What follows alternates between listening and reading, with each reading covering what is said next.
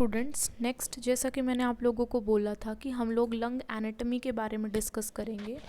तो आप सब लोग जानते हैं कि जो हमारे लंग्स होते हैं बेसिकली वो भी दो पेयर में प्रेजेंट होते हैं, दो होते हैं, लेकिन जो दोनों लंग्स होते हैं वो एक दूसरे से काफ़ी डिफरेंट होते हैं। ठीक है, तो हम लोग लंग के बेसिक स्ट्रक्चर के बाद उनके डिफरेंसेस की बात करेंगे।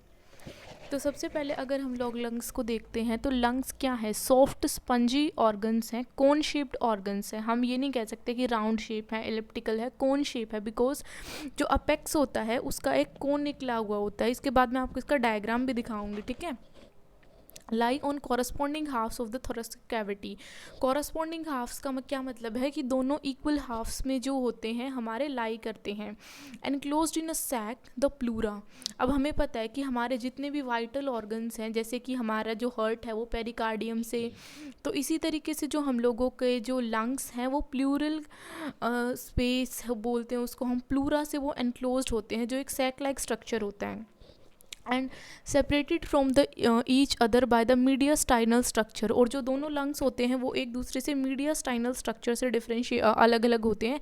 मीडियास्टाइनल स्ट्रक्चर क्या है, जैसे हम लोगों का हार्ट है, हम लोगों की स्टर्नम है, ईसोफेगस है, ट्रैकिया है, ग्रेट वेसल्स हैं, लिम्फ वेसल्स हैं, लिम्फ नोड्स हैं। ठीक है, उसके बाद अब मैं आप लोगों को दिखाती हूँ कि डायग्राम लंग्स का। ठीक है, तो देखो किस तरीके से है ये डायग्राम, कि ये है superior lobe, middle lobe, inferior lobe और दो फिशर्स, और एक तरफ हमारा एक फिशर है, एक तरफ है सिर्फ ऑब्लिक फिशर, एक तरफ है ऑब्लिक फिशर और साथ ही साथ हम लोगों का हॉरिजॉन्टल फिशर। ठीक है, तो ये लंग क्या 3 पार्ट्स में डिवाइड है। ये कितने पार्ट में डिवाइड हुआ, 2 पार्ट में, और इसकी लोब भी 2 ही, सुपीरियर लोब, इन्फीरियर लोब, जबकि यहाँ पे superior lobe, middle lobe, inferior lobe, 3 lobe present हैं। ठीक है, तो ये हम लोगों का बेसिक डिफरेंस है दोनों लंग्स के बीच में, दैट इज़ राइट लंग में 3 लोब होगी और लेफ्ट लंग में 2 लोब होगी। ठीक है, नेक्स्ट इसके बाद हम लोग बात करते हैं कि इसके एक्सटर्नल फीचर्स। देखो जो लंग होता है ना बेसिकली अपेक्स, उसका जो ऊपर वाला पोर्शन होता है, हमने बोला था कि कॉनिकल होते हैं। कॉनिकल कैसे होते हैं, जो ऊपर वाला,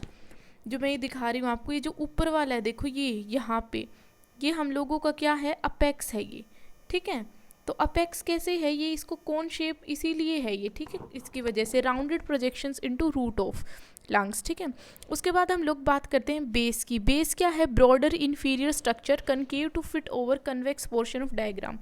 देखो ये जो स्ट्रक्चर है, दिखाती हूँ मैं आपको, ये जो स्ट्रक्चर है ये इसका बेस है, ये कैसा है, कनकेव है।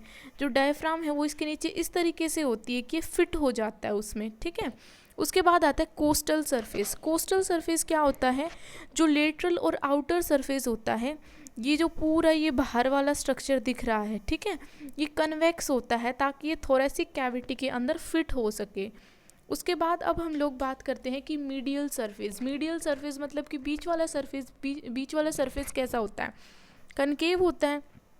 देखो आप लोग क्लियरली देख सकते हो कि जो ये बीच वाला सरफेस है ये क्या है, हम लोगों का कॉनकेव है। और ये कॉनकेव किस वजह से है, और लेफ्ट लंग का ज़्यादा होता है क्योंकि इसको जो मीडियास्टाइनल स्ट्रक्चर्स होते हैं उनको सपोर्ट करना होता है। और एक इनके अंदर होती है हाइलम।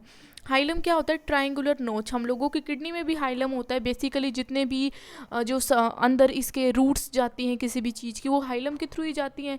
और हाइलम क्या है, passage to structures forming root of the lung. Structure forming root of lung are covered by the pleura and connect to lung to trachea and the heart. Okay, उसके बाद ये देखिए दे रखा है कि हाइलम क्या है, ट्राइंगुलर नोच है। ये passage to structure forming root of lung. Structure forming root of lung are covered by the pleura and connect the lung to trachea and the heart. Basically हम लोगों को जो इसके अंदर इम्पॉर्टेंट है ये पता होना चाहिए कि कार्डिक इम्प्रेशन जो है वो कैसे होता है। कार्डिक इम्प्रेशन क्या है, एक डीप मतलब कि गहरी सी कनकेविटी होती है मीडियल सरफेस में, just below in front of hilum where heart lies. Cardiac हमें पता चल रहा है, कार्डियक मतलब हार्ट, हार्ट के लिए जो इम्प्रेशन बना है।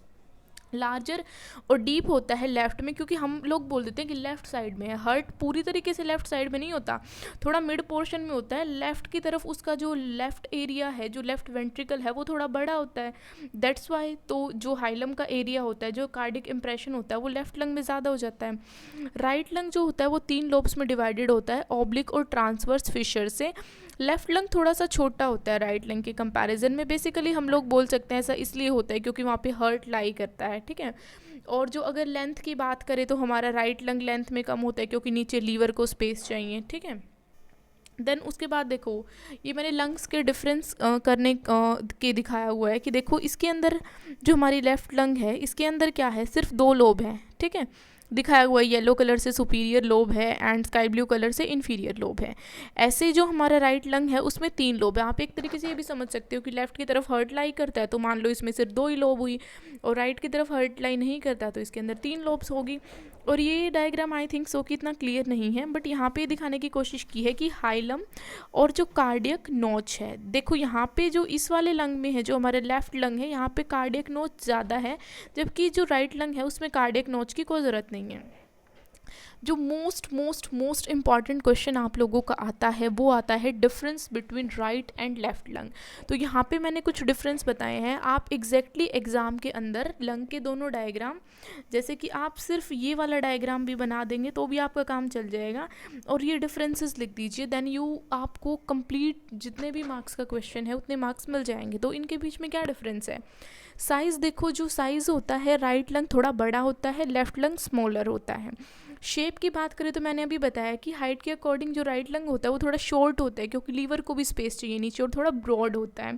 जबकि जो लेफ्ट लंग होता है वो लॉन्गर होता है बट नैरो होता है क्योंकि यहाँ पे हार्ट को स्पेस चाहिए।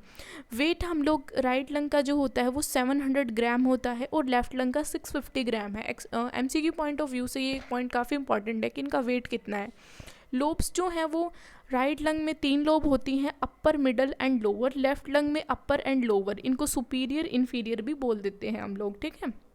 उसके बाद फिशर हम लोगों ने देखे थे, एक के अंदर ट्रांसवर्स फिशर, ऑब्लिक फिशर दोनों थे, वो था हमारा राइट लंग, जबकि एक के अंदर सिर्फ एक ही फिशर था, ठीक है। एंटीरियर बॉर्डर हम लोग किसको बोलते हैं? जो हमारा मीडियस्टाइनम की तरफ एरिया होता है। तो राइट लंग में क्या होता है, वो स्ट्रेट होता है, मैंने आपको अभी डायग्राम में दिखाया था। जबकि लेफ्ट लंग के अंदर क्या होता है, कार्डियक नोच होती है, वो स्ट्रेट नहीं होता है। हाइलम से 2 ब्रोंकाई एंटर करती हैं राइट लंग के अंदर, लेफ्ट लंग के अंदर एक ब्रोंकस एंटर करती है, ठीक है। नियरेस्ट ऑर्गन्स क्या होते हैं? Provide space for the liver, ये गलती से स्पेलिंग गलत हो गई है, यहाँ पे जो है लीवर आएगा, ठीक है। ये लीवर के लिए स्पेस प्रोवाइड करती है जबकि ये हार्ट के लिए स्पेस प्रोवाइड करती है। साइड देखें तो ये राइट साइड में है, ये लेफ्ट साइड में है, ये तो एक नॉर्मल बात है। लोब्यूलर ब्रोंकाई, राइट लंग के अंदर 3 लोब्यूलर ब्रोंकाई होती हैं जबकि लेफ्ट लंग के अंदर 2 लोब्यूलर ब्रोंकाई होती हैं, ठीक है। उसके बाद ये कुछ एडिशनल पॉइंट हैं हम लोगों के। एडिशनल पॉइंट मतलब आपके जो है कि नॉलेज इंप्रूव करने के लिए है। इसके अंदर क्या है कि दोनों जो दो एल्वियोलाई होती हैं उनके, मैंने आपको दिखाया था पीछे एक पाउच होता है वो एल्वियोलर सैक के अंदर। अगर आपने वो वीडियो नहीं देखी है तो एक बार जाके उसको देखो कि एल्वियोलाई और एल्वियोलर सैक में डिफरेंस होता है, ठीक है।